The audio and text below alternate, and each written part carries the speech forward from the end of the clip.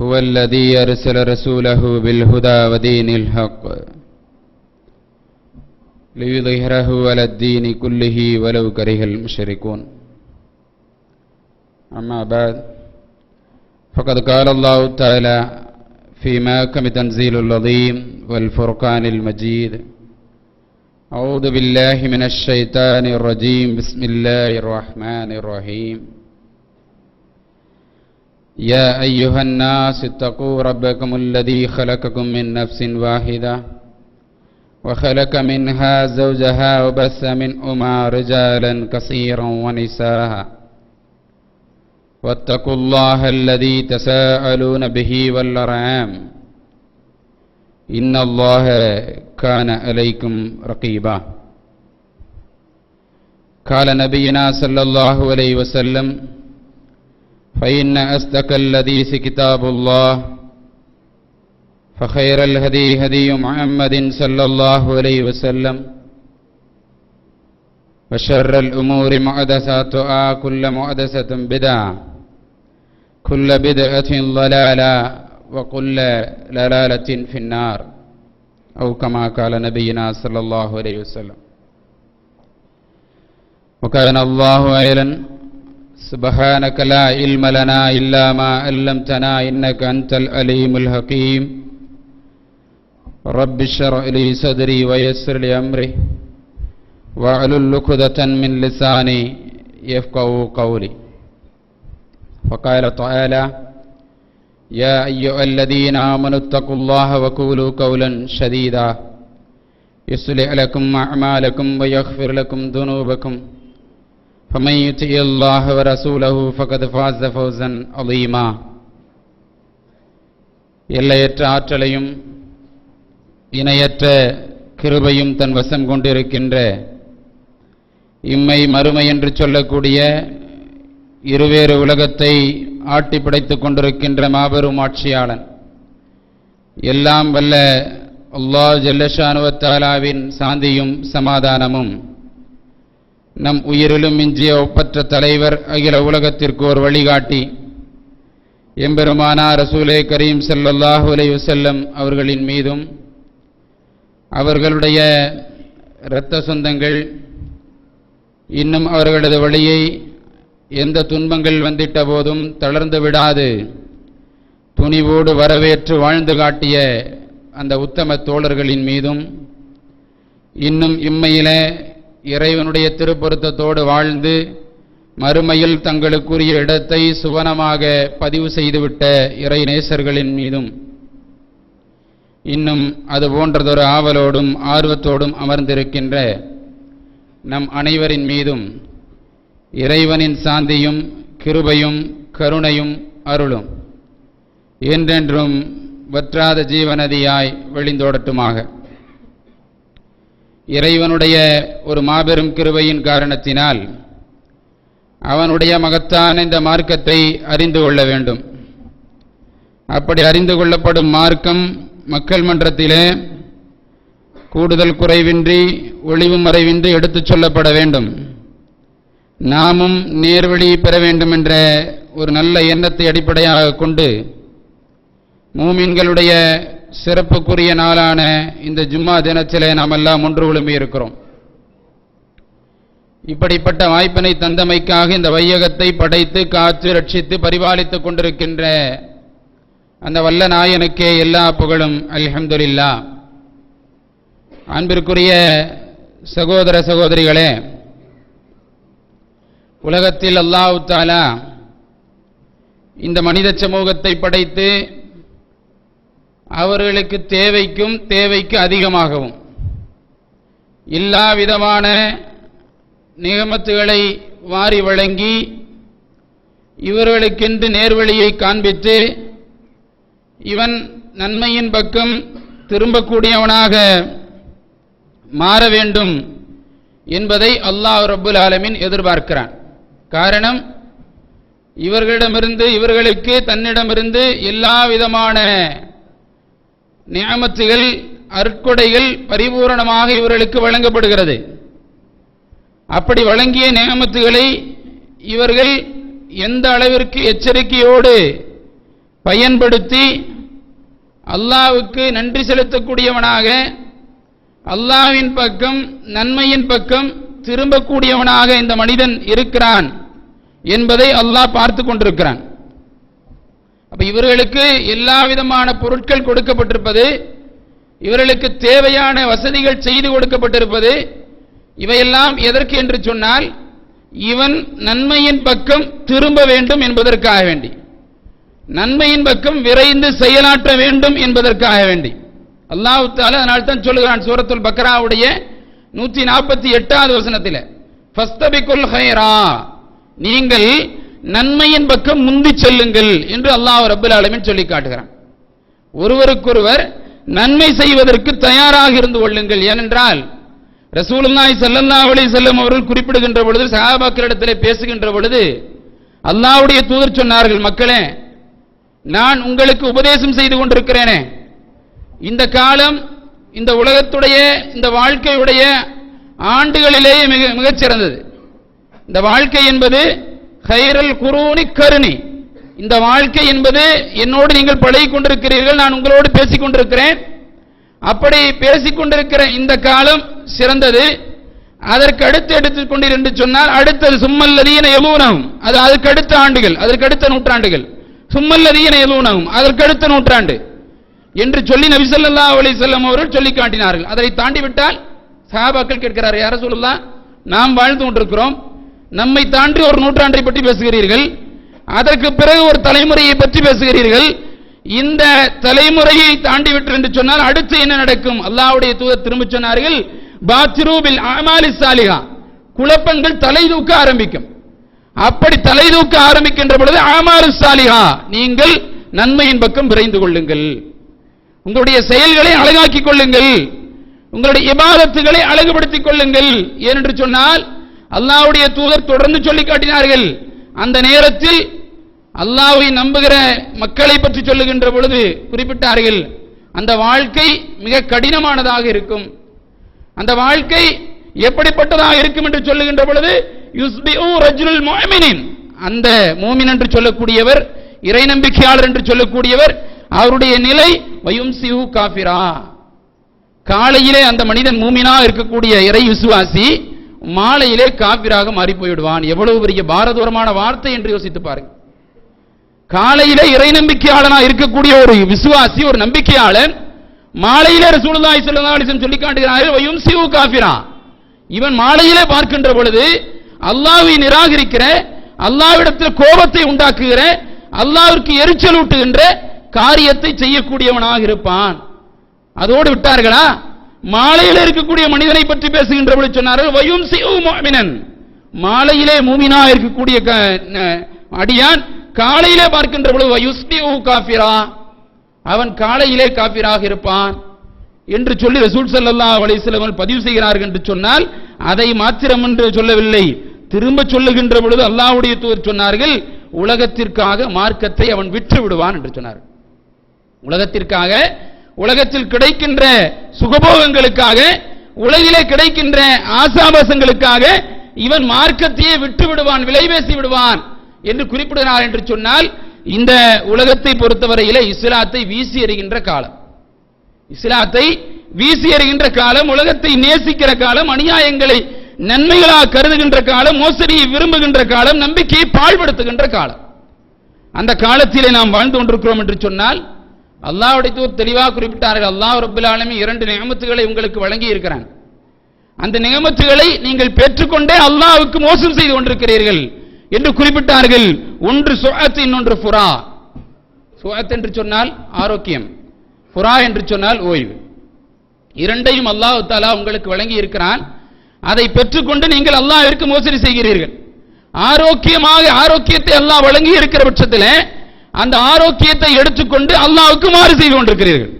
ஆரோக்கியத்தை அல்லாஹ் வழங்கி இருக்கிறான், உங்களுக்கு தேவையான நியமத்துகளை உடம்பிலே கொடுத்திருக்கிறான், ஆனால் நீங்கள் என்ன செய்கிறீர்கள்?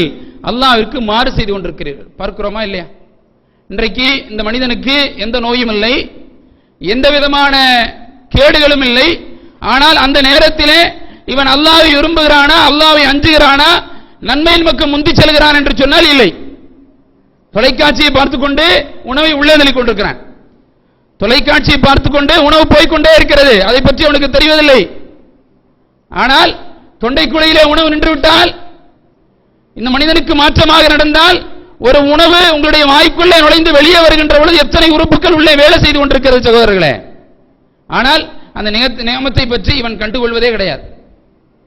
தொடக்கும் பொழுதும் தொலைக்காட்சியை பார்க்கிறான், படுக்கும் பொழுதும் பார்க்கிறான், நிற்கும் பொழுதும் பார்க்கிறான், நடக்கும் பொழுதும் பார்க்கிறான். இவனுடைய உள்ள மரித்து போய்விடுகிறது. அல்லாஹ் வழங்கிய ஆரோக்கியத்தை இல்லாமலாக்கி விடுகிறான். அல்லாஹ் தஆலா ரசூலுல்லாஹி ஸல்லல்லாஹு அலைஹி வஸல்லம் அதனால் தான் சொன்னார்கள், அந்த ஆரோக்கியத்தில் அல்லாஹ்வுக்கு மோசம் செய்து கொண்டிருக்கிறான். அதே போன்று ஓய்வு, அல்லாஹ் வழங்கிய ஓய்வை வீணான காரியங்களின் பக்கம் இவன் செலுத்திக் கொண்டிருக்கிறான். வீணான நபர்களோடு மூழ்கி கொண்டிருக்கிறான். நாளை மறுமையிலே அல்லாஹ்விடத்தில் இந்த மனிதன் கொண்டு வந்து நிறுத்தப்படுகின்ற பொழுது அந்த மக்கள் கேட்பார்கள், நீ ஏன் இப்படி வந்தா, ஏன் நரகத்திற்கு போனா என்று சொல்லுகின்ற பொழுது, மா சலக்கக்கும் ஃபீ ஸகர், நான் தொழுகையாளியாக இருக்கவில்லை என்று சொல்வார்கள். நான் தொழுகையாளியாக இருக்கவில்லை, அல்லாஹ் தந்த பொருளாதாரத்தை தர்மம் செய்யவில்லை. மூன்றாவது சொல்லுகின்ற பொழுது, வீணான மக்களோடு நானும் மூழ்கி இருந்தேன். வீணான மனிதர்கள், தன்னுடைய நேரத்தை அல்லாஹ்வுக்கு புறம்பான மாற்றமான வழியிலே செலவு செய்த மனிதர்கள், அந்த மனிதர்களோடு என்னுடைய நேரத்தை கழித்துக் கொண்டிருந்தேன் என்று சொல்லி இவன் நரகத்திற்கு போவதற்குண்டான காரணத்தை இவன் பேசுவான் என்று ரசூலுல்லாஹி ஸல்லல்லாஹு அலைஹி வஸல்லம் பதிவு செய்கிறார். என்று சொன்னால், அல்லாஹ் வழங்கிய ஆரோக்கியம், அல்லாஹ் வழங்கிய ஓய்வு மிக மோசமானதாக போய்கொண்டிருக்கிறது. அதனால் நன்மையின் பக்கம் நீங்கள் விரைந்து கொள்ளுங்கள். எந்த நேரமும் எந்த காலத்திலும் இந்த மனிதன் மரணத்தை தழுவலாம். என்னோடு பேசிக் கொண்டிருந்தவன், என்னோடு பழகிக் கொண்டிருந்தவன், என்னோடு உணவு சாப்பிட்டுக் கொண்டிருந்தவன், என்னோடு தோழமையாக இருந்தவன் கபரறைக்கு செல்லுகின்ற பொழுது அவன் மரணித்து போய்விட்டான். அவனை கொண்டு போய் அடக்கம் செய்கின்ற பொழுது இந்த கபரில் அடக்கப்படுகிற அந்த ஜனாசா, அந்த மையத்து நானாக இருந்தால் என்னுடைய நிலை என்ன? நான் எதை சேகரித்து வைத்திருக்கிறேன்? எது என் கையிலே இருக்கிறது? நன்மைக்கு நான் தயாராகி கொண்டிருக்கிறேனா? வசாரிஹூன இலல் கைரா, நன்மையின் மேல் முந்திக் கொள்ளுங்கள் என்று அல்லாஹ் தஆலா சொல்கிறானே, அது நம்மிடத்தில் இருக்கிறதா? யோசித்து பாருங்கள் சகோதரர்களே. ரசூலுல்லாஹி ஸல்லல்லாஹு அலைஹி வஸல்லம் சொல்லி காட்டினார்கள், மக்களே, சைத்தான் உங்களை ஏமாற்றுவதெல்லாம் உங்களுடைய நேரங்களை அவன் எடுத்துக்கொள்வான். நீங்கள் அவனை நேசத்துக்குரியவனாக ஆக்கி அதிலே இன்பம் காண ஆரம்பித்து விடுவீர்கள். அப்படி ஆரம்பித்த காரணத்தினால் அல்லாஹ்வுடைய எண்ணம் உங்களுக்கு மறத்து போய்விடும் என்று குறிப்பிட்டார். அல்லாஹ் ரப்பல் ஆலமீன் சொல்லி காட்டுகிறான், உலகத்திலே பொருளாதாரத்தை சில மக்களுக்கு நான் வாரி வழங்குகிறேன். அப்படி வழங்குகிற காரணத்தினால் அவன் மீது நான் தீவிரமாக இருக்கிறேன், அவன் மீது நான் நேசம் கொண்டிருக்கிறேன் என்று நீங்கள் நினைத்துக் கொண்டிருக்கிறீர்களா? அல்லாஹ் கேட்கிறான் சூரத்துல் முஃமின் இல்ல. நான் சில மக்களுக்கு பொருளாதாரத்தை கொடுக்கிறேன், அவன் சந்தோஷமா இருக்கிறான், காசு பணத்தை வைத்திருக்கிறான், நுசாரிஉ லஹும் ஃபில் கைரா, அவனுக்கு எல்லா விதமான நன்மையும் நான் வழங்கி இருக்கிறேன். உலகத்திலே எல்லா விதமான நன்மையும் நான் வழங்கி இருக்கிறேன் என்ற காரணத்தினால் நீங்கள் எண்ணிக்கொண்டீர்களா அவனை நேசித்திருக்கிறேன் என்று நீங்கள் எண்ணிக்கொண்டிருக்கிறீர்களா? அல்லாஹ் தஆலா சொல்கிறான், பல்லா யஸ்ரூன், அவ்வாறல்ல, அது எதற்காக வழங்கப்படுகிறது என்பதை கூட அவர்கள் புரியாதவர்கள் என்று அல்லாஹ் சொல்கிறான். அவர்கள் எதற்காக அந்த பொருளாதாரம் எனக்கு வழங்கப்பட்டிருக்கிறது என்பது கூட தெரியாது. எனக்கு காசு எவ்வளவு இருக்குன்னு தெரியாது, லட்சக்கணக்கா இருக்குது, கோடிக்கணக்கா இருக்குது, அல்லது பொருளாதாரத்தை எப்படி செலவு செய்வதெனே தெரியாது. அவர்கள் புரிந்து கொள்ளாதவர்களாக இருக்கிறார்கள். அல்லாஹ் தஆலா சொல்கிறான், நன்மையின் பக்கம் விரையக்கூடியவர்கள் யார் தெரியுமா? அல்லாஹ் கேட்கிறான், நன்மையின் பக்கம் விரையக்கூடியவர்கள் யார் தெரியுமா? 3 சாரார்களை பேசுகிறான். 1-2 செய்திகளை மாத்திரம் நான் சொல்லுகிறேன்.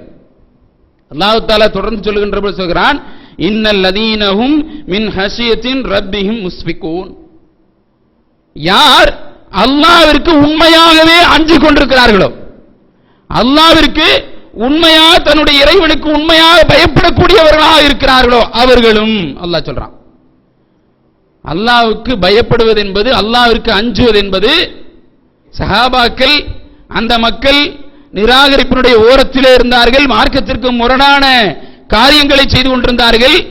ரசூலுல்லாஹி ஸல்லல்லாஹு அலைஹி வஸல்லம் சொல்லுகின்ற பொழுது வஸ்ஃபஅத் குலூபஹும், அவருடைய உள்ளங்கள் இறந்து போயிருந்தன. என்ன சொன்னார்கள்? அவருடைய உள்ளங்கள் கல்லாகி போயிருந்தன, இறந்து போயிருந்தன.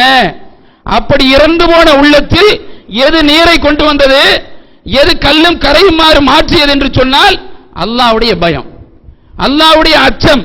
அவர்களை எத்தனை மக்கள் அவர்களை துன்புறுத்தினாலும், பிலால் ரலியல்லாஹு அன்ஹு அவர்களை அவர்கள் கொடுமைப்படுத்துகின்ற பொழுது அவர்கள் என்ன செய்வார்கள்? 4 சிறுவர்களை அழைத்து வருவார்கள்.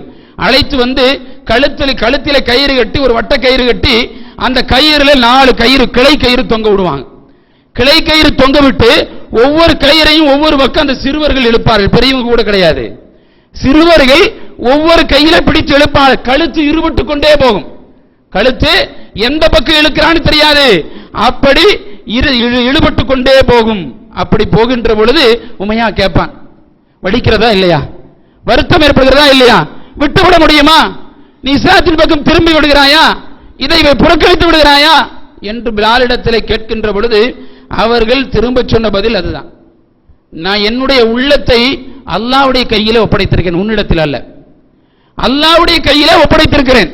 அல்லாஹ்வுடைய பயம்தான் என்னுடைய உள்ளத்திலே வியாபித்திருக்கிறது, நிறைந்திருக்கிறது. இதற்கு மாற்றமாக யார் எதை என்னிடத்தில் செய்தாலும் நான் சிறிது கூட அசந்து கொடுக்க மாட்டேன், புரிந்து கொள்ளுமையா என்பதிலே உறுதியாக இருந்தார்கள் என்று சொன்னால் அவர்கள் நன்மையின் பக்கம் விரையக்கூடிய மக்களாக இருந்தார். சகோதரர்களே, குபைப் பின் அசீர் ரலியல்லாஹு அன்ஹு அவர்களை பற்றி தெரியும். அவர்கள் அந்த மக்களிடத்திலே மார்க்கத்தை ஏற்றுக்கொண்ட பிறகு குபைப் அவர்களை சிறைபிடிக்கிறார்கள். அவர் ஒரு நபரை, ஒரு கோத்திரத்தை சேர்ந்த நபரை கொலை செய்கிறார். கொலை செய்கிற காரணத்திற்காக வேண்டி, அவரை பழி வாங்குவதற்காக வேண்டி என்ன செய்கிறார்கள், அவரை இழுத்து வருகிறார்கள். அப்படி இழுத்து வந்து அவரை சிறை வைக்கிறார்கள். முதல் சிறை என்னன்னு சொன்ன, சாப்பாடு கொடுக்காம, உணவளிக்காமல், பசி என்று சொல்லக்கூடிய அந்த சித்திரவதையை அவர் அனுபவிக்க வேண்டும் என்று நினைக்கிறார்கள். அனுபவிக்கின்ற அந்த சூழலில் ஒரு நேரத்தில் உங்களுக்கு சாவு நெருங்கிவிட்டது என்று சொல்லுகிறார்கள். உங்களுக்கு ஏதாவது கடைசி ஆசை இருக்கிறதா என்று கேட்கிறார்கள். குபைப் அவர்கள் சொன்னது வரலாற்றில் நாம் படித்திருக்கிறோம், எனக்கு ஒரு சவரக்கத்தி கொடுங்கள், அந்த சவரக்கத்தியை வைத்து நான் என்னை சுத்தப்படுத்தி நான் தூய்மையாக்கி கொள்ள வேண்டும். மௌத்தாக போறதுக்கு சவரக்கத்தி எதுக்கு தூய்மைப்படுத்தணும்? மரணித்து போகிற ஒரு நபருக்கு தூக்கில கொண்டு போய் போட்டு அல்லது கொன்று மரணிக்க போற நேரம், அந்த நேரத்திலே தன்னை சுத்தம் செய்ய வேண்டும் என்ற தேவை என்ன அவருக்கு? யோசித்து பாருங்கள். அல்லாஹ்விடத்திலே நான் செல்லுகின்ற பொழுது தூய்மையாளனாக செல்ல வேண்டும். ரப்பிடத்திலே நான் மரணித்து செல்லுகின்ற பொழுது தூய்மையாளனாக நான் செல்ல வேண்டும் என்பதே அந்த மக்கள் உறுதியானவர்களா என்று சொன்னால், சின்ன விஷயம் பெரிய விஷயம் எதையும் பார்க்கல, அல்லாஹ்வை அஞ்சக்கூடியவர்களாக இருந்தார்கள். அல்லாஹ்வை அஞ்சக்கூடியவர்களாக இருந்தார்கள்.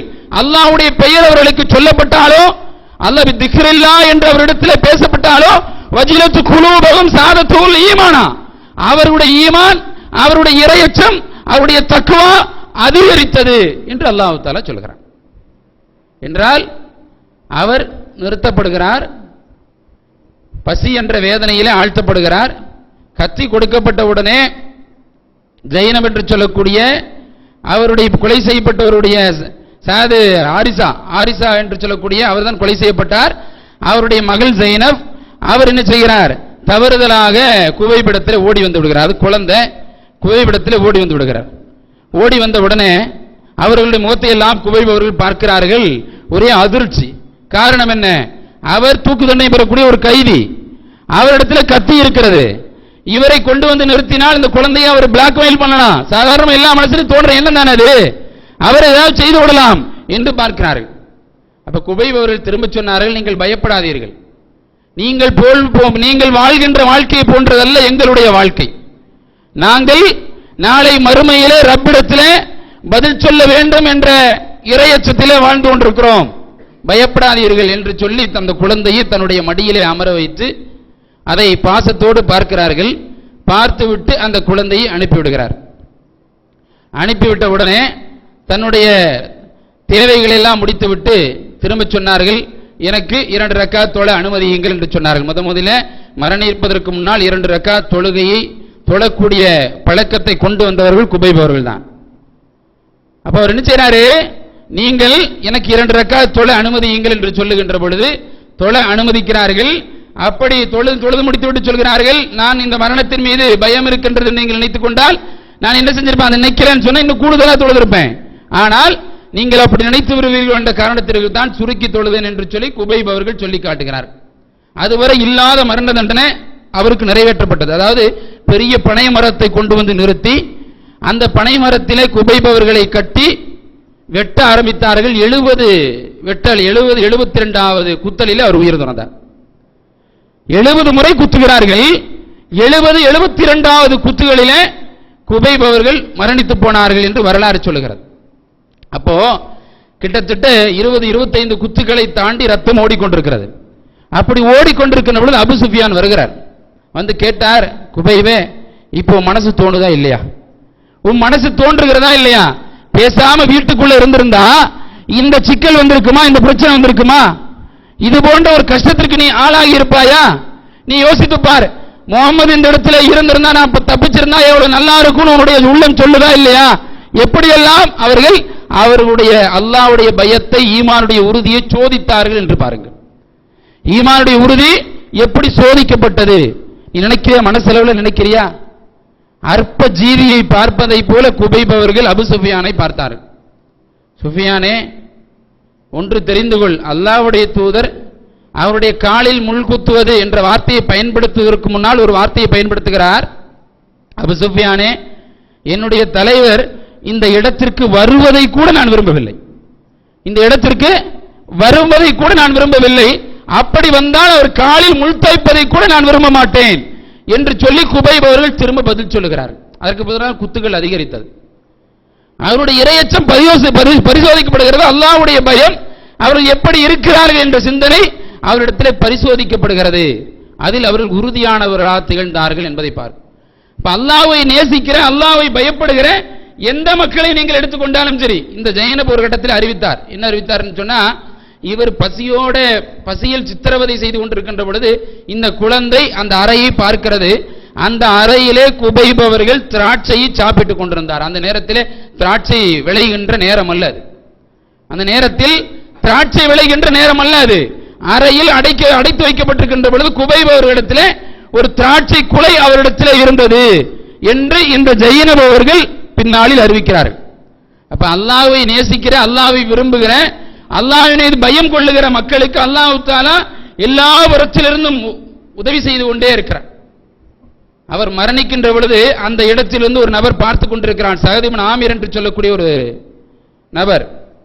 இப்படி சித்திரவதை செய்யப்பட்டும் இவரை காப்பாற்றுவதற்கு கூட வழி இல்லாமல் என்று கொண்டிருக்கிறோமே, ஒரு மனிதநேயத்திற்கு கூட வழி இல்லை என்று சொல்லி வீட்டுக்கு போய் வேதனைப்பட்டு அடுத்த நாளில் ரசூலுல்லாஹி ஸல்லல்லாஹு அலைஹி வஸல்லம் வந்து மார்க்கத்தை ஏற்றுக்கொண்டார். யாரும் பிரச்சாரம் செய்யல, யாரும் பிரச்சாரம் செய்யவில்லை, யாரும் அவருக்கு சொல்லல. அவர் நடந்து கொண்டிருக்கிற அந்த நன்மை நடைமுறை இருக்கிறது, நன்மையின் பக்கம் எந்த வழியில் அவர் விரைந்து சென்றாரே, வசாரிஊன இலல் ஹைரா, நன்மையின் பக்கம் நீங்கள் முந்திக் கொள்ளுங்கள் என்று அல்லாஹ்வுடைய தூதர் சொல்லி காட்டினார்களே, அந்த முந்திக் கொள்ளுகின்ற காலத்தை நீங்கள் சிந்தித்து பாருங்கள். நாம் நன்மையின் பக்கம் விரைகிறோமா? அதில் எவ்வளவு மாற்றங்கள் நடந்தது தெரியுமா? அவர் மார்க்கத்தை ஏற்றுக்கொண்டார். யாருக்காக வேண்டி குபைப் அவர்கள் கொலை செய்யப்பட்டாரோ அவருடைய 2 மக்கள் இஸ்லாத்தை ஏற்றுக்கொண்டார்கள். அந்த ஜைனப் அந்த குழந்தையாக இருந்தது, அந்த குழந்தை இஸ்லாத்தை ஏற்றுக்கொண்டது. பின்னாளிலே அந்த குழந்தை இஸ்லாத்தை ஏற்றுக்கொண்டது. அவருடைய 2 மக்களாக இருக்கக்கூடிய 2 நபர்களும் ஏற்றுக்கொண்டார்கள் என்று சொன்னால் நினைத்து பாருங்கள் சகோதரர்களே. அல்லாஹ் தஆலா நன்மையின் பக்கம் முந்திக் கொள்ளக்கூடிய மக்காம ரப்பிஹி ஜன்னதான், யார் நன்மையின் பக்கம் விரைந்து கொண்டிருக்கிறார்களோ அவர்களுக்கு நபியே நீங்கள் சொல்லுங்கள், 2 சுவனங்களை நாம் வாக்களித்திருக்கிறோம் என்று அவரிடத்தில் சொல்லுங்கள். அல்லாஹ்வை நேசிப்பதற்கு ஒன்று, நன்மையின் பக்கம் விரைந்து செல்வதற்காக வேண்டி ஒன்று. அப்படிப்பட்ட வாழ்க்கை முறையை இந்த உலகத்திற்கு ரசூலுல்லாஹி ஸல்லல்லாஹு அலைஹி வஸல்லம் அவர்கள் கற்றுக் கொடுத்திருக்கிறார்கள் என்று சொன்னால், நாம் நன்மையின் பக்கம் விரைந்து கொண்டிருக்கிறோமா? நம்முடைய வாழ்க்கை அப்படி அமைந்திருக்கிறதா என்றால், நாம் நம்முடைய உள்ளங்கள் மரணித்து போக செய்திருக்கிறோம். இந்த உள்ளத்தை அழித்து போக செய்திருக்கிறோம். அல்லாஹ்வை நினைக்க, அல்லாஹ்வுடைய மார்க்கத்தை நினைக்க, அல்லாஹ்விற்கு வணங்குவதற்கு நேரம் ஒதுக்குவதற்கு கேட்டால் இவர்கள் சொல்லுகிற பதிலெல்லாம் நேரமாகிவிட்டது, எனக்கு நேரம் பத்தவில்லை. ஒரு மார்க்கத்தை தேடி செல்லுவதற்கு, மார்க்கத்துடைய உபதேசங்களை கேட்பதற்கு, அல்லாஹ்வை வணங்கி வழிபடுவதற்கு இன்றைக்கு போதுமான நேரங்கள் மனிதனுக்கு கிடைப்பதில்லை, இல்லாமல் ஆக்கிவிட்டார்கள். கோபம் வருகிறது அவர்களுக்கு. ஒரு 15 நிமிடத்தை 20 நிமிடமா ஆக்கணும்னு சொன்னா அவர்களுக்கு என்ன செய்கிறது? கோபம் வருகிறது. எனக்கு அங்க வேலை இருக்குது, எனக்கு இங்கே வேலை இருக்கிறது என்று சொல்கிறார்கள். என்றால் சகோதரர்களே, நினைத்து பாருங்கள், நன்மையின் பக்கம் நாம் விரைந்து செல்லுகின்றோமா? ரசூலுல்லாஹி ஸல்லல்லாஹு அலைஹி வஸல்லம் அவர்கள் அப்துல்லா இப்னு உதைபா யமான் ரலியல்லாஹு அன்ஹு அவர்கள் அறிவிக்கிறார்கள், அல்லாஹ்வுடைய தூதரிடத்தில் நான் தொழுகைக்காக வேண்டி நின்றேன். அல்லாஹ்வுடைய தூதர் 100 வசனங்கள் ஓதினார்கள். ஓதிய உடனே அவர்கள் ருக்குவிற்கு போவார்கள் என்று எதிர்பார்த்தேன். பக்கராவை முடித்து விட்டார்கள். சரி அப்பொழுதாவது போவார்னு நினைச்சேன். நிசா ஓதுனாங்க, ஆல இம்ரான ஓதுனாங்க. இது மூன்றையும் ஓதி இந்த மூன்றுக்கு இடையிலேயும் பிரார்த்தனை வசனம் வருகின்ற பொழுது அல்லாஹ்விடத்தில் பிரார்த்தனை செய்தார்கள். சஜிதா வசனம் வருகின்ற பொழுது அல்லாஹ்வுக்கு சஜிதா செய்தார்கள். இப்படி நீட்டமாக ஓதினார்கள், ருக்கு செய்தார்கள், சுஜூது செய்தார்கள். திரும்ப அந்த சுஜூதிலே எவ்வளவு நேரங்கள் குர்ஆன் வசனங்களுக்காக வேண்டி நின்றார்களோ அதே நேரங்கள் சஜிதாவிலும் கிடந்தார்கள். அதனால்தான் ரசூலுல்லாஹி ஸல்லல்லாஹு அலைஹி வஸல்லம் சொல்லி காட்டுகிறார்கள், துன்பம் ஏற்பட்டால் அர்ராஹு சாஜிதூன், நான் அல்லாஹ்விடத்தில் சஜிதாவிலே விழுந்து விடுவேன், அல்லாஹ்விடத்தில் சஜிதாவிலே விழுந்து விடுவேன் என்று சொல்லி ரசூலுல்லாஹி ஸல்லல்லாஹு அலைஹி வஸல்லம் குறிப்பிட்டு காட்டுகிறார்கள். என்றால் நினைத்து பாருங்கள், அவர்கள் அல்லாஹ்வின் பக்கம் நெருங்கக்கூடியவர்களாக இருந்தார்கள். இன்றைய மக்களுடைய நிலை என்ன? பொருளாதாரத்தை தேடி, தங்களுடைய செல்வ வளத்தை தேடி அதற்காக வேண்டி நேரத்தை செலவழிக்கிறார்களே ஒழிய நன்மையை நாம் சேர்த்து வைத்திருக்கிறோமா? அல்லாஹ்விடத்தில் போகின்ற பொழுது நாம் இறைவனுடைய நேசத்திற்குரியவனாக மாறுகிறோமா? இல்லை. அவர்கள் தங்களுடைய பொருளாதாரத்தில் கர்வம் கொண்டவர்களா? ஆது சமூக கூட்டத்தை பற்றி பேசுகின்ற பொழுது ரசூலுல்லாஹி ஸல்லல்லாஹு அலைஹி வஸல்லம் அவர்கள் சமூக அழிக்கப்பட்ட இடத்தை நோக்கி போகின்ற பொழுது அல்லாஹ்வுடைய தூதர் என்ன சொன்னார்கள்? மக்களே, இந்த இடத்தை விட்டு விரைவாக நடந்து விடுங்கள், இந்த இடத்தை விட்டு விரைவாக கடந்து விடுங்கள், இந்த இடத்திலிருந்து எந்த தண்ணீரையும் எடுத்து நீங்கள் உபயோகப்படுத்தாதீர்கள், இந்த இடத்திலிருந்து எந்த தண்ணீரையும் உபயோகப்படுத்தாதீர்கள், எடுத்தால் கொட்டி விடுங்கள். காரணம் என்ன? அல்லாஹ்வை பயப்படாமல் அல்லாஹ்வுடைய கோபத்திற்கு ஆளாகி அழிக்கப்பட்ட சமூகம் வாழ்ந்த இடம் இது. குல் சீரு ஃபில் அர்த், மக்களே சுற்றி திரிந்து பாருங்கள், கைஃப கான ஆகிபத்துல் முகத்திபீன், அநியாயக்காரர்கள் முடிவெல்லாம் என்ன ஆனது என்று நீங்கள் நினைத்து பாருங்கள் என்று அல்லாஹ் தஆலா சொல்லி காட்டுறான். மாவுல அந்த இடத்திலிருந்து தண்ணீரை எடுத்து மாவு குழைத்து விட்டார்கள் சஹாபாக்கள், அல்லாஹ்வுடைய சொல்றதுக்கு முன்னாடி அதை கூட திரும்ப பயன்படுத்தல, தங்களுடைய விலங்கினலுக்கு உணவாக போட்டு விட்டார், தங்களுடைய விலங்கினலுக்கு உணவாக போட்டு விட்டார்கள். அவர்கள் சொன்ன காரணம் என்ன? எங்களை ஆது சமூகம் அழிக்கப்பட்டது. அப்ப அவர்கள் என்ன சொன்னார்கள் என்றால், ஆது சமூகம் காற்றால் அழிக்கப்பட்டது, நாங்க எப்படிப்பட்ட கட்டடத்தை வச்சிருக்கோம், மலையை குடைஞ்சு வீடு கட்டியிருக்கிறோம். அவர் என்ன சொன்னார்கள்? நாங்கள் மலையை குடைந்து நாங்கள் வீடு கட்டினோம், அந்த காற்று வந்து எங்களை என்ன செய்யும்? அப்ப ரசூலுல்லாஹி ஸல்லல்லாஹு அலைஹி வஸல்லம் சொல்லி காட்டினார்கள், மலையை குடைந்து வீடு கட்டக்கூடிய அளவிற்கு இந்த சமூகத்தை அல்லாஹ் படைத்திருக்கிறான் என்று சொன்னால் அவன் எப்படிப்பட்டவன்? அதை புரியவில்லையா அவர்களை புரியவில்லையா? அவர்களுக்கு வேறு விதமான அழிவை அல்லாஹ் தஆலா ஏற்படுத்தினான் என்று சொல்லி ரசூலுல்லாஹி ஸல்லல்லாஹு அலைஹி வஸல்லம் குறிப்பிட்டு காட்டினார். அவர்கள் ஆது சமூகத்தை மேற்கோள் காட்டி எங்களுக்கு எல்லா வசதியும் இருக்குது, மலைக்குள்ள வீடு கட்டி இருக்கிறோம், ஒரு காத்து வந்து எங்களை வெளியே தள்ளிடுமா என்று கேள்வி எழுப்பினார்கள். அல்லாஹ் தஆலா வேறு விதமான பூகம்பத்தை கொண்டு அந்த இடத்தையே பெயர்க்க செய்து விட்டார். அப்ப இவர்கள் அல்லாஹ்வுடைய கோபத்திற்கு ஆளாக்கப்பட்டவர்களாக மாறினார்கள் என்று சொன்னால் நாம் நினைத்து பார்க்க கடமைப்பட்டிருக்கிறோம். நாம் நன்மையின் பக்கம் விரைந்து செல்கின்றோமா? அல்லாஹ்வின் பக்கம் விரைந்து செல்கின்றோமா? அல்லாஹ் தஆலா சொல்லி காட்டுகிறானே, நீங்கள் யார் நன்மையின் பக்கம் விரையக்கூடியவர் என்று சொன்னால் அல்லாஹ் பதிவு செய்கிறான், உண்மையிலேயே இறையச்சமுடையவர்களாக அச்சத்தால் நடுங்குபவர்களாக. அல்லாஹ் அந்த வார்த்தையை பதிவு செய்கிறான். அச்சத்தால் நடுங்குபவர்களாக எவர்கள் இருக்கிறார்களோ அவர்களும். அடுத்து சொல்லுகின்ற பொழுது அல்லாஹ் தஆலா குறிப்பிட்டு காட்டுகிறான், அல்லதீனும் பிஆயாத்தி ரப்பிஹிம் யுமினூன், யார் என்னுடைய வசனங்களின் மீது, என்னுடைய இறை வசனங்களின் மீது முழுமையாக நம்பிக்கை வைக்கிறார்களோ அவர்களும். இவங்கெல்லாம் தான் விளங்குறாங்க, இவர்களெல்லாம் தான் நன்மையின் பக்கம் போகிறார்கள். அல்லாஹ்வின் மீது அச்சத்தால் நடுங்குகிற மக்கள், அல்லாஹ்வுடைய வசனங்களின் மீது முழுமையாக நம்பிக்கை வைக்கிற மக்கள். இன்னும் அல்லாஹ் சொல்லி காட்டுகிறான், எவர்கள் எனக்கு இணையாக்காமல் வாழ்கிறார்களோ பிரப்பியும் லா யுஸ்ரிகூன், எனக்கு யாதொரு படைப்பினத்தையும் யாதொரு தெய்வங்களையும் இணையாக்காமல் எந்த மக்கள் இருக்கிறார்களோ அந்த மக்களும். அதே போன்று எந்த மக்கள் இறைவனிடத்திலே திரும்பி செல்லக்கூடியவர்களாக இருந்த நிலையில், அவர்கள் இதயங்கள் பயந்தவைகளாக மாறிய நிலையில், அவர்கள் நான் கொடுத்த செல்வத்திலிருந்து தான தர்மம் செய்கிறார்களோ அவர்களும் என்று அல்லாஹ் தஆலா 4 சாரார்களை பேசுகிறான். உண்மையாக நம்பிக்கை கொண்ட மக்கள், வசனங்கள் சொல்லப்படுகின்ற பொழுது அழுகின்ற மக்கள், அல்லாஹ்வுக்கு யாதொன்றையும் இணையாக்காத மக்கள், அல்லாஹ்வை முழுமையாக நம்பி வசனங்களை ஏற்றுக்கொண்டு அந்த வசனத்தால் பயந்து நடுங்கி அல்லாஹ் வழங்கிய பொருளாதாரத்தை செலவு செய்த மக்கள் என்று சொல்லி அல்லாஹ் ரப்பல் ஆலமீன் குறிப்பிட்டு காட்டுகிறான் என்று சொன்னால் இவர்கள்தான் இத்தகையவர்கள்தான் வலா நுகல்லிஃபு நஃப்ஸன் இல்லா உஸ்அஹா. இந்த மக்கள் தான் யார் என்று சொன்னால் அவர்கள் நன்மையின் பக்கம் இன்னொரு உலாயிக்கு யுசாரிஊன ஃபில் ஹைராத்தி வஹும் லஹா சாபிகூன்.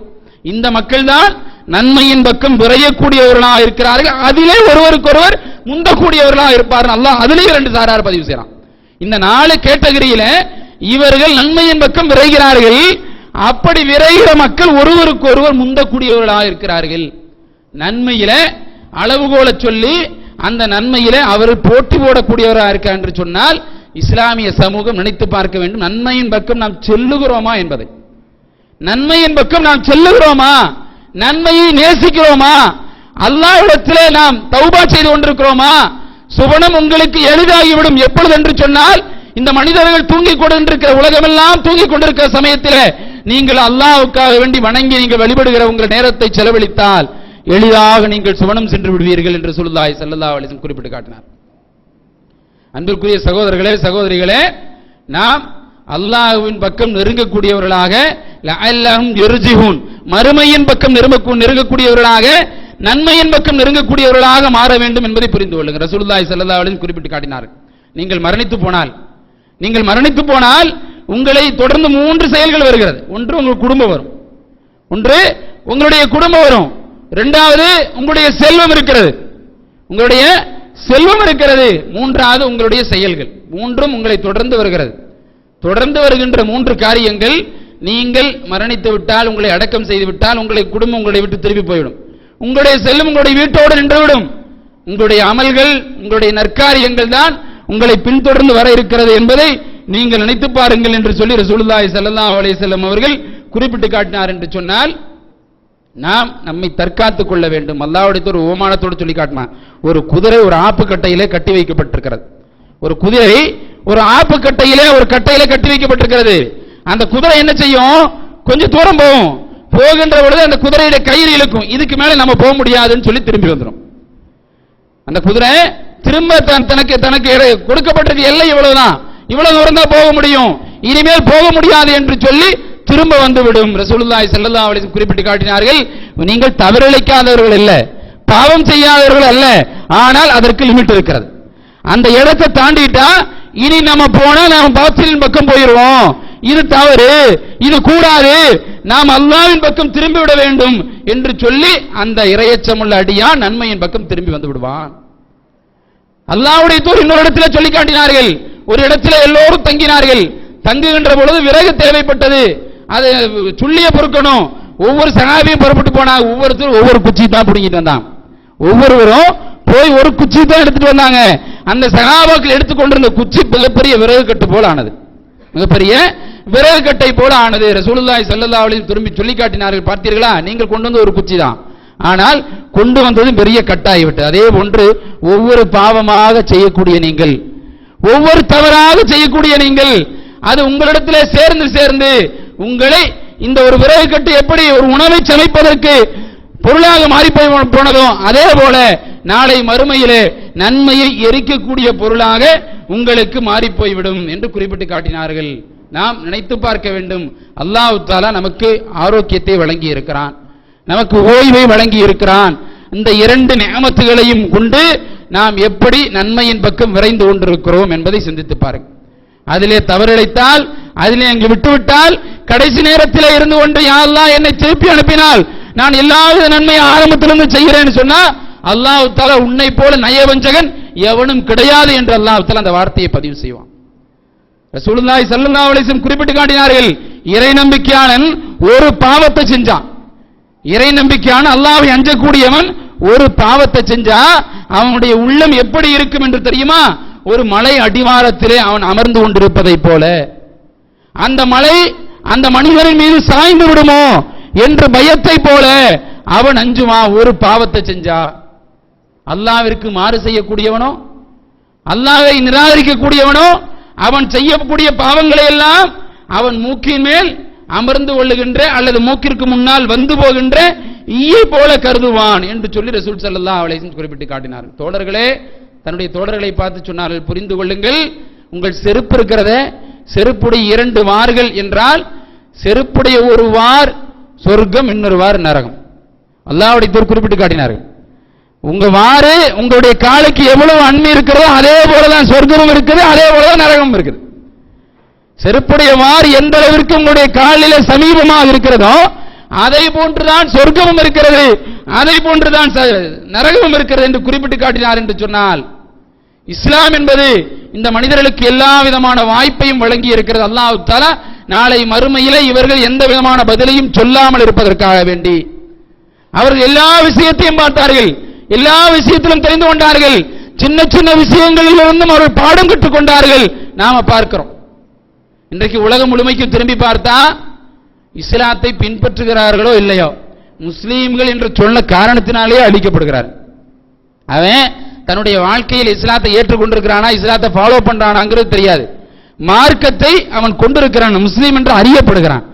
அந்த காரணத்தினாலேயே நீங்க பார்த்தீங்கன்னு சொன்னா உலகம் முழுமைக்கும் என்ன செய்யப்படுகிறார்கள், அழிக்கப்படுகிறார்கள். நாம் பார்க்கிறோம். இனவெறி என்ற பெயரால் பல்வேறு விதமான காரியங்களை சொல்லி பாலஸ்தீன் எடுத்துக்கொண்டாலும் சரி, அல்லது மியான்மரை எடுத்துக்கொண்டாலும் சரி, அல்லது இப்போ இருக்கிற ஸ்ரீலங்கா எடுத்துக்கொண்டாலும் சரி, இலங்கை தமிழருடைய வேலையெல்லாம் முடிஞ்சது. இப்ப அடிக்கிறது யாருன்னு கேட்டா முஸ்லீம்களை தான், முஸ்லீம்களை தான் அடிக்கிறார்கள். ஹலால் ஹராம் என்று சொல்லக்கூடிய சான்றிதழை எடுத்து விட்டார்கள். அடுத்து என்ன செய்யறாங்க, இசாப் அணியக்கூடாது, இசாப பெண்கள் இசாப் அணியக்கூடாது. எங்களுடைய பகுதியில் வரும் பொழுது கடைவீதியில் நடமாடுகின்ற பொழுது இசாப் அணியக்கூடாது. பப்ளிக்ல ஒரு பௌத்த வெறியன் என்ன செய்கிறான், இசாப் போட்டிருந்த அந்த பெண்ணுடைய இசாபை பிடித்து இழுக்கிறான். யோசித்து பாருங்கள். முஸ்லீம்கள் என்று சொன்னால், அல்லாஹ்வுடைய மார்க்கத்தை ஏற்றுக்கொண்டிருக்கிற மக்கள் என்று சொன்னால், அல்லாஹ்வுடைய குறிப்பிட்டு காட்டியது அதுதான். அவர்களுக்கு எல்லா விதத்திலும் துன்பம் வரும், எல்லா விதத்திலும் கஷ்டம் வரும். காரணம் அவர்கள் மறுமையின் பக்கம் நெருங்கியவர்களாக இருந்து கொண்டிருக்கிறார், அல்லாஹ்வை நேசிக்கக்கூடிய நன்மையின் பக்கம் விரையக்கூடியவர்களாக இருக்கிறார். பெருமாள் என்ன செய்யறான், தலையில பின்னாடி அடிச்சு 2 கையையும் கட்டி தண்ணியில மிதக்க விட்டுறான். ஆயிரம் மக்கள். சகோதரர்களே, கடந்த வாரத்தில் ஒரு பள்ளிவாசல் எரிக்கப்பட்டது. பள்ளிவாசல்ல 15 குழந்தைகள், மதரசா குழந்தைகள் அதுக்குள்ள இருந்தாங்க, உயிரோடு எரிக்கப்பட்டார். 15 குழந்தைகள் உயிரோடு எரிக்கப்பட்டார் என்று சொன்னால் இந்த உலகம் வேடிக்கை பார்த்துக் கொண்டிருக்கிறது. இன்னைக்கு பார்க்கிறோமா இல்லையா? தமிழர்கள் பாதிக்கப்பட்ட உடனே கூக்குரல் எடுக்கிறார்கள், ஆத்திரம் எடுக்கிறார்கள், அங்கே பிரச்சனை நடக்கிறது, காலேஜ் ஸ்ட்ரைக் நடக்குது, எல்லாம் நடக்குது. யார் பாதிக்கப்பட்டாலும் இஸ்லாம் வன்மையாக கண்டிக்கிறது, அது வேறு விஷயம். ஆனால் அதே பாங்கு, அதே சிந்தனை ஏண்டா உனக்கு மற்ற இடத்துல வரல? மற்ற இடங்களில் பாதிக்கப்படுகின்ற பொழுது, மற்ற இடத்துல முஸ்லீம்கள் பாதிக்கப்படுகின்ற பொழுது ஏன் உனக்கு அந்த சிந்தனை வரல? தெலுங்கு பாதிக்கப்பட்டா, ஆந்திரக்காரன் பாதிக்கப்பட்டா நீ இதே போன்று கூக்குரல் இடுவாயா? அப்ப உன்னுடைய எல்லை என்பது ஒரு கட்டத்திலேயே நீ சுருக்கி கொண்டாய். இஸ்லாம் அப்படி அல்ல. மார்க்கத்தை ஏற்றுக்கொண்டால் இஸ்லாம் சொல்லுகிறது அவர்களுக்கு நன்மையும் வரும், கஷ்டமும் வரும், எல்லாம் வரும். அவர்கள் நன்மையின் போதும் அல்லாஹ்விடத்தில் தான் போவார்கள், தீமையின் போதும் அல்லாஹ்விடத்தில் தான் போவார். இதன் மார்க்கத்துடைய வழிமுறை என்று சொன்னால் உலகம் முழுமைக்கும் மாறுகள். முஸ்லீம்கள் என்று சொன்னாலே அழிக்கப்படுகிறார். ஒரு குடும்பம், பல்கீஸ் என்று சொல்லக்கூடிய, சம்சாத் என்று சொல்லக்கூடிய 2 பெண், 2 பேருமே கர்ப்பிணி, அவர்களுக்கு 3 அக்கா. இவர்கள் இந்த குஜராத்திலே அடித்து துரத்தப்பட்ட பொழுது அந்த வயல்வெளியிலே ஓடுகிறார்கள். அப்படி ஓடுகின்ற பொழுது ஒரு ஆதிவாசிகளுடைய இடத்திலே போய் தங்குகிறார்கள். எங்களை காப்பாற்றுங்கள் என்று சொல்கிறார். அவர் இரவு வர வச்சு காலையில் அனுப்புறாங்க. காலையில் அங்கிருந்து ஓடுகின்ற பொழுது அந்த கைவர்களிடம் சிக்கிக் கொண்டு இந்த நைட்டு தங்கும் பொழுது ஒரு பல்கீஸ் என்று சொல்லக்கூடிய அந்த பெண் கர்ப்பிணியா இருக்கக்கூடிய பெண் குழந்தை பெறுகிறார். பச்சிலம் குழந்தையோடு அந்த குடும்பம் ஓடுது. அப்படி ஓடுகின்ற பொழுது வயல்வெளியில பகல்ல சிக்கிறாங்க. அவர்கள் கண்ணு முன்னாடியே அந்த குழந்தையை வயல்வெளியின் ஓரத்திலே அடித்துக் கொண்டார்கள். பிறந்த குழந்தையை பாவிகள் பார்க்கிறோம். எல்லோரையும் அந்த ஒரு பெண் அதை பார்த்து இன்னொரு கர்ப்பிணி பெண் மயக்கம் போட்டு விழுந்தார். கடைசியில் எழுந்து பார்க்கின்ற பொழுது குழந்தை இறந்து கிடக்கிறது. அவருடைய அக்கால் கருப்பளிக்கப்பட்டு இறந்து கிடக்கிறாள். இன்றைக்கும் 11 வருடங்கள் ஆகிவிட்டது, ஒரு தீர்வும் இல்லை. 11 வருடங்கள் ஆகிவிட்டது. இன்றைக்கும் கூடாரத்திலே உண்டு அந்த பெண்மணி, அகதியாக இன்றும் உண்டு. பார்க்கிறோமா இல்லையா? இஸ்லாமிய மார்க்கம் தெளிவாக சொல்லுகிறது, யார் பாதிக்கப்பட்டாலும் அவர்கள் தண்டிக்கப்பட வேண்டும், பாதிப்பு உள்ளாக்கியவர்கள். ஆனால் முஸ்லீம்கள் என்று சொல்லப்படுகின்ற பொழுது நீ பார்க்கிறாயே என்று எத்தனை தொலைக்காட்சியை பார்க்க, புதிய தலைமுறை என்றும் பழைய தலைமுறை என்றும். ஏண்டா லண்டன்ல போய் அங்க போய் ஒலிம்பிக்கையும் மண்ணாங்கட்டியும் படம் எடுக்கிறிய, இது போன்ற இடங்களை போட்டு படம் எடுக்க முடியல ஒண்ணு. இது போன்ற இடங்களை போய் எடுத்து மக்கள் செய்யக்கூடிய அநியாயங்களை பார்க்கல, தோணலவனுக்கு. இதுதான் உலகத்துடைய வாழ்க்கை சகோதரர்களே. ஒரே ஒரு நிம்மதி. சமீபத்தில் ஒரு வாரத்திற்கு முன்னால் சவுதி அரசாங்கம் இந்த பர்மிய ரோஹிங்கிய முஸ்லீம்களுக்கு இக்காமாவை கொடுத்திருக்கிறது. அதாவது பர்மிட், நீங்கள் எங்களுடைய இடத்திற்கு வந்து தங்கிக் கொள்ளலாம், உங்களுக்கு அகதி என்று சொல்லக்கூடிய கூடாரத்தை தருவோம், எல்லா விதமான வசதியும் ஏற்படுத்துவோம்னு சொல்லியிருக்கிறான். உலகம் முழுமைக்கும் 20,000 முஸ்லீம்கள் 30,000 முஸ்லீம் கொல்லப்படுகின்ற பொழுது இந்த உலகமே மௌனித்துக் கொண்டிருக்கிறது என்று சொன்னால், இருக்கக்கூடிய முஸ்லீம்கள் யோசித்துக் கொள்ள வேண்டும், நாம் ரப்பின் பக்கம்தான் போக வேண்டும் என்பதை, நன்மையின் பக்கம்தான் விரைய வேண்டும் என்பதை யோசித்துக் கொள்ள வேண்டும். இஸ்லாத்தை திரும்பி பார்த்தால் 1000 வரலாறுகள் உண்டு, நிறைய வரலாறுகள். ஒன்றை சொல்லி முடித்துக் கொள்கிறேன். உமர் ரலியல்லாஹு அன்ஹு அவர்கள் ஆட்சியாளராக இருந்த பொழுது அந்த எகிப்து அரசாங்கத்திற்கு அம்ர் பின் ஆஸ் அவர்கள் கலீஃபா, அமீர் எகிப்து அரசாங்கத்துக்கு. அந்த இடத்துல ஒரு சின்ன அம்ர் பின் ஆசுடைய மகனுக்கு ஒரு ஏழை சிறுவனுக்கு ஓட்டப்பந்தயம் நடக்குது. அந்த ஓட்டப்பந்தயத்தில் அந்த சிறுவன் வென்று விடுகிறான். உடனே அந்த அம்ர் பின் ஆஸ் ரலியல்லாஹு அன்ஹுடைய மகன் என்ன செய்யறான், அந்த குச்சி பெரம்பை எடுத்து அந்த சிறுவனின் முதுகிலே ஓங்கி ஓங்கி அடித்து விடுகிறார். அவர் வலித்துக் கொண்டே திரும்ப சொல்லுகிறார், நான் ஜெயித்ததற்காக வேண்டி அடித்து விட்டாய், நான் நிச்சயமாக இது கலீஃபாவிடத்தில் நான் தெரிவிப்பேன் என்று சொல்லுகிறார் அந்த சிறுவன். அப்போ ஒரு நாள் வருகிற, சில நாட்கள் கிடக்கிறது. அந்த சிறுவன் உமர் ரலியல்லாஹு அன்ஹு சந்தித்து அம்ர் பின் ஆஸ் ரலியல்லாஹு அன்ஹு இருக்கின்ற பொழுது சொல்லுகிறார்கள், உமர் ரலியல்லாஹு அன்ஹு கலீஃபாவே, இவருடைய மகன் என்னை ஓட்டப்பந்தயத்தில் ஜெயித்ததற்காக வேண்டி அடித்தார். உமர் ரலியல்லாஹு அன்ஹு திரும்ப அம்ர் பின் ஆஸை ஏற இறங்க பார்த்துவிட்டு சொன்னார்கள், அம்ரே, அல்லாஹ் ஒரு மனிதனுக்கு வழங்கிய கண்ணியத்தை, ஒரு மனிதனுக்கு வழங்கிய இஸ்ஸத்தை அழிக்க வேண்டும் என்று உம்முடைய மகனுக்கு நீ பாடம் நடத்தினீரோ என்று சொல்லி உமர் ரலியல்லாஹு அன்ஹு அம்ர் பின் ஆஸை பார்த்து கேட்டார்கள். அம்ர் அவர்கள் அழுது விட்டார்கள். காரணம் அவர் சொல்லவே இல்லை, சாதாரண நடந்த சம்பவம். திரும்ப உமர் ரலியல்லாஹு அன்ஹு சாட்டையை கொண்டு வர சொல்லி அம்ர் பின் ஆஸ் மகனுடைய நிறுத்தி, உம்மை எப்படி அடித்தாரோ அதே போல் நீங்கள் திரும்பி அடியுங்கள் என்று சொன்னார். இதான் இஸ்லாம் கற்றுக் கொடுத்த மார்க். நிறைய வரலாறுகள் உண்டு. ஆகவே சகோதரர்களே, அல்லாஹ்வை உண்மையாக பயந்து நம்முடைய வாழ்க்கை அமைய வேண்டும். அல்லாஹ்வின் மீது உண்மையாக நம்பிக்கை கொண்டவர்களாக இருக்கணும். மது குடிப்பவர்களாக இருந்தவர்கள் அதை விட்டுவிடுங்கள் என்று சொல்லுகின்ற பொழுது தன்னுடைய மகனை கொண்டு அதை உடைத்தெறிந்தார்கள் என்று சஹாபாக்களை பார்க்கிறோம். ஆனால் நம்மிடத்திலே அதற்காக வேண்டி எதையும் இழக்க தயாராக இல்லை. மார்க்கத்தை படிப்பதற்கு, மார்க்கத்தின் பக்கம் செல்வதற்கு, இபாதத்தின் பக்கம் செல்வதற்கு, நன்மையின் பக்கம் செல்வதற்கு எதற்கும் தயாராக இல்லை என்று சொன்னால் அவருடைய வாழ்க்கையும் எடுத்து பாருங்கள், நம்முடைய வாழ்க்கையும் எடுத்து பாருங்கள். ரசூலுல்லாஹி ஸல்லல்லாஹு அலைஹி வஸல்லம் சொல்லி காட்டியது அதுதான். அந்த காலம் தாண்டினால் சத்தியம் இருக்கும், சத்தியத்திலே சிறிது மயக்கம் இருக்கும். சஹாபாக்கள் கேட்டார்கள், யார் ரசூலுல்லாஹ், அதற்கடுத்த காலத்தை தாண்டினால் சத்தியமும் இருக்கும் அசத்தியமும் இருக்கும், அதனுடைய குழப்ப நிலை தோன்றும் என்று குறிப்பிட்டு காட்டினார்கள். அசத்தியம் சத்தியமா தெரியும், சத்தியம் அசத்தியமா தெரியும் என்று அல்லாஹ்வுடைய குறிப்பிட்டார் என்று சொன்னால், உலகம் அழிகின்ற வரை மார்க்கத்துடைய நிலை, மனிதருடைய நிலை விரிவாக அல்லாஹ்வுடைய தூதர் குறிப்பிட்டு காட்டிவிட்டார் என்றால் யோசித்துக் கொள்ளுங்கள். நாம் வாழ்வது சொற்ப காலம். ரசூலுல்லாஹி ஸல்லல்லாஹு அலைஹி வஸல்லம் சொல்லி காட்டினார்கள், இவனுக்கு முழுமையான வாழ்க்கை வழங்கி அந்த வாழ்க்கையை ரப்பின் பக்கம் திரும்பவில்லை என்று சொன்னால் அல்லாஹ் தஆலா நாளை மறுமையில் நிறுத்தப்படுகின்ற பொழுது இவனுடைய ஒரு காரணங்களை கூட ஏற்றுக்கொள்ள மாட்டான் என்று ரசூல் ஸல்லல்லாஹு அலைஹி வஸல்லம் குறிப்பிட்டு காட்டினார் என்று சொன்னால், எவருக்கெல்லாம் வாழ்க்கை வழங்கப்பட்டிருக்கிறதோ, எவருக்கெல்லாம் ஆரோக்கியம் வழங்கப்பட்டிருக்கிறதோ, எவருக்கெல்லாம் ஓய்வு வழங்கப்பட்டிருக்கிறதோ, எவருக்கெல்லாம் பொருளாதாரம் வழங்கப்பட்டிருக்கிறதோ அதை பயன்படுத்திக் கொள்ளுங்கள், நன்மையின் பக்கம் திரும்பிக் கொள்ளுங்கள். ரசூலுல்லாஹி ஸல்லல்லாஹு அலைஹி வஸல்லம் அவர்கள் ஒரு நாள் அஸர் தொழுத பொழுது, அஸர் தொழுது முடித்த உடனே எழுந்து ஓடினார்கள். சஹாபாக்கள் எல்லாம் பார்த்தார்கள், அல்லாஹ்வுடைய தூதர் ஏன் இப்படி விரைந்து ஓடுகிறார் என்பதற்காக வேண்டி வீட்டிற்குள் நுழைந்து அங்கே இருக்கிற பொருளாதாரத்தை எடுத்துக்கொண்டு வந்து கொடுத்தார்கள். இது மக்களுக்கு சேர வேண்டிய தர்ம பொருள், இப்படி நான் தொழுகையிலே மரணித்து போய்விட்டால் என்ன வார்த்தையை பிரயோகித்தார் என்பதை பார்த்துக் கொள்ளுங்கள். இதோடு என்னுடைய வாழ்க்கை முடிந்து விட்டால் அந்த நிலைக்கு நான் பதில் சொல்ல வேண்டி வருமே என்று ரசூலுல்லாஹி ஸல்லல்லாஹு அலைஹி வஸல்லம் பதிவு செய்திருக்கிறார்கள். வரலாற்றிலே ஹதீஸ் கிதாபிலே பார்க்கிறோம் என்றால் நமக்கு எல்லாம் வழங்கப்பட்டிருக்கிறது. அந்த வாழ்க்கை வீணடித்து விட்டால் நாளை மறுமையிலே அல்லாஹ்விடத்தில் சொல்வதற்கு ஒரு காரணம் கூட இருக்காது என்பதை புரிந்து கொள்ளுங்கள். அல்லாஹ் ரப்பல் ஆலமீன் அவனை நேசிக்கிற, விரும்புகிற, நன்மையின் பக்கம் செல்லக்கூடிய மக்களாக அல்லாஹ் தஆலா பேசுகின்ற என்னையும் கேட்கின்ற உங்களையும் ஆக்கியருள் புரிவானாக. வாஹிர் தவானா அல்ஹம்துலில்லாஹி ரப்பில் ஆலமீன். அஸ்ஸலாமு அலைக்கும் வரஹ்மத்துல்லாஹி வபரகாத்துஹு.